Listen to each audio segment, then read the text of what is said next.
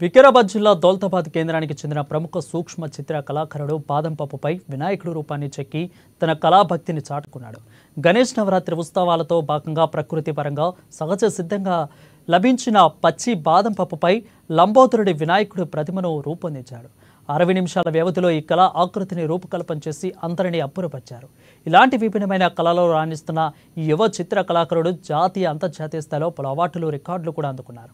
ఈ సందర్భంగా ఓం ప్రకాష్ ఎక్కిన వినాయకుడి రూపాన్ని చూసిన పలువురు అభినందించారు. నా పేరు మంత ఓం ప్రకాష్. మరి వికారాబాద్ జిల్లా దౌలతాబాద్లో ఒక సూక్ష్మ కళాకారుని.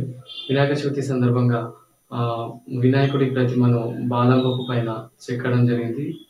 కేవలం 1 గంట వ్యవధిలోనే వినాయకుడి ప్రతిమను బాదంపప్పు పైన చేయడం జరిగింది.